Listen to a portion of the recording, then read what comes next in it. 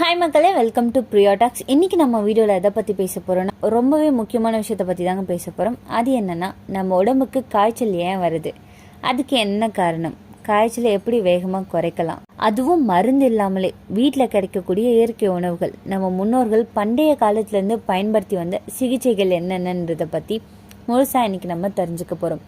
அதுக்கு முன்னாடி நம்ம சேனலை நிறைய பேர் சப்ஸ்கிரைப் பண்ணாமல் பார்த்துட்ருக்கீங்க. நம்ம சேனலை சப்ஸ்கிரைப் பண்ணாதான் உங்களுக்கு இந்த மாதிரியான ஹெல்த் கண்டென்ட் உங்களுக்கு ரெகுலராக வரும். நம்ம சேனலை சப்ஸ்கிரைப் பண்ணிவிட்டு மறக்காமல் பக்கத்தில் இருக்க அந்த பெல்லைக்கானை ப்ரெஸ் பண்ணிக்கோங்க.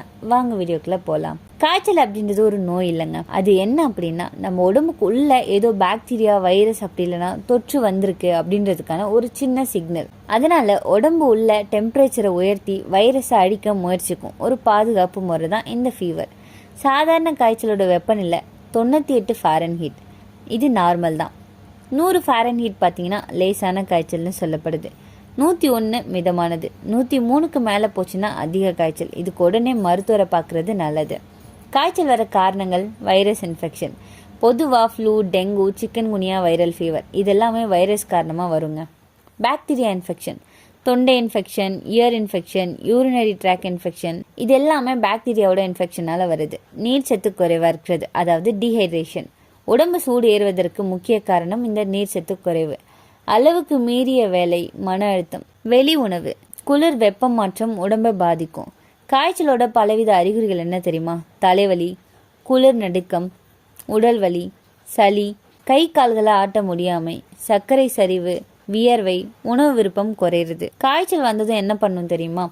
ஓய்வு எடுக்கணுங்க. நிறைய தண்ணி குடிக்கும். எலக்ட்ரோலைட்ஸ் உள்ள பானம் குடிக்கிறது ரொம்பவே நல்லது. ஐஸ் வாட்டரை அவாய்ட் பண்ணணும். ரூம் டெம்பரேச்சர் வாட்டரை மட்டுமே எடுத்துக்கணும். வெளி உணவை முற்றிலும் அவாய்ட் பண்ணணுங்க. இந்த காய்ச்சலை குறைக்க இயற்கை உணவுகள் சிலது இருக்கு. அது என்ன தெரியுமா?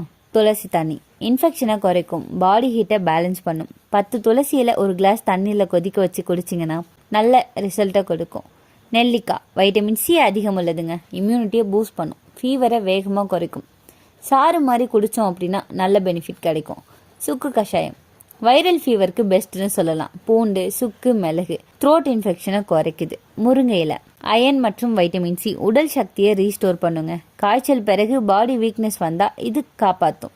தேன் மற்றும் எலுமிச்சை பேட் பாக்டீரியாவை கில் பண்ணும். உடம்புக்கு ஹைட்ரேஷன் தரும். இம்யூன் பவரை அதிகரிக்குது. டெண்டர் கோகனட் வாட்டர், அதாவது தேங்காய் தண்ணீர் எலக்ட்ரோலைட்டை பேலன்ஸ் பண்ணும். டீஹைட்ரேஷனை சரி பண்ணும். காய்ச்சலில் நீர் சத்து குறைவதை நிறுத்தும். பனங்கற்கண்டு நீர் பாடி ஹீட்டை ரெடியூஸ் பண்ணுது. எனர்ஜியை ரீஸ்டோர் பண்ணுது. சின்ன குழந்தைகளுக்கு சேஃப்னு சொல்லலாங்க. சேமியா கஞ்சி அப்படின்னா ரவை கஞ்சி குடிக்கலாம். ஈஸியாக டைஜஸ்ட் ஆகும். காய்ச்சலும் போது ஹெவி ஃபுட்டை அவாய்ட் பண்ணுறது நல்லது. இஞ்சி மிளகு சூப் நுரையீரல் இன்ஃபெக்ஷனை குறைக்குங்க. கோல்டு சிம்டம்ஸை குறைக்கும். பூண்டு நேச்சுரல் ஆன்டிபயோட்டிக். காய்ச்சலுக்கும் வந்திருக்கிற பாக்டீரியல் இன்ஃபெக்ஷனை இது சாகடிக்குது. வீட்டு சிகிச்சைகள் என்னென்ன தெரியுமா? வெட் கிளாத்தை கம்ப்ரெஸ் பண்ணலாம். நெத்தியில் ஓரளவு குளிர்ந்த துணி பாடி டெம்பரேச்சரை ஸ்லோவாக குறைக்கும்.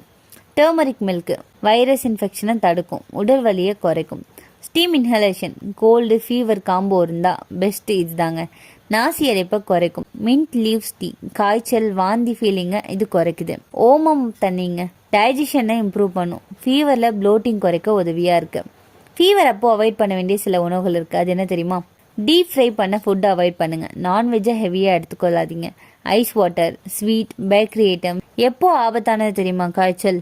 உடனே மருத்துவரை பார்க்க வேண்டிய நிலை எப்போன்னு கேட்டிங்கன்னா, 103 ஃபாரன்ஹீட்டுக்கு மேலே இருந்தால், 3 நாட்களுக்கு மேலே குறையாமல் இந்த ஃபீவர் அப்படியே இருந்துச்சுன்னா, துடிப்பு அதிகமாக இருந்துச்சுன்னா, நீங்கள் சர்க்கரை நோயாளி மற்றும் ஆஸ்துமா நோயாளியாக இருந்தீங்கன்னா உடனே டாக்டரை பார்க்கணும். குழந்தைக்கு ஃபிட்ஸ் வரும் அப்படின்னு நினச்சிங்கன்னா நீங்கள் டாக்டரை பார்க்கலாம். ஒரு நாள் முழு டயட் பிளான் ஃபார் ஃபீவர்னு கேட்டிங்கன்னா, காலையில் வார்ம் வாட்டர், துளசி டீ, கொஞ்சமாக பாரிஜ். மதியமாக ரசம், ரைஸ் இல்லைனா வேக வச்ச காய்கறி, டெண்டர் கோகனட். மாலையில் ஆம்லா ஜூஸ் அப்படின்னா மின்ட் டீ குடிக்கலாம். நைட்டு தூங்குறதுக்கு முன்னாடி ரவை உப்புமா, சேமியா உப்புமா, மஞ்சள் பால். காய்ச்சல் வர காரணங்களையும் அது எப்படி இயற்கையான உணவுகள் மூலம் குறைக்கலாம் அப்படின்றதையும் ரொம்ப தெளிவாக பார்த்தோங்க. இந்த மாதிரியான நேச்சுரல் ட்ரீட்மெண்ட் வீடியோஸ் உங்களுக்கு வேணும்னா மறக்காமல் நம்ம சேனலை சப்ஸ்கிரைப் பண்ணுங்கள். அடுத்த ஒரு அற்புதமான வீடியோட உங்களை சந்திக்கிறேன். இந்த வீடியோ உங்களுக்கு பிடிச்சிருந்துச்சுன்னா லைக் பண்ணுங்கள், ஷேர் பண்ணுங்கள். மறக்காமல் நம்ம சேனலை சப்ஸ்கிரைப் பண்ணுங்கள்.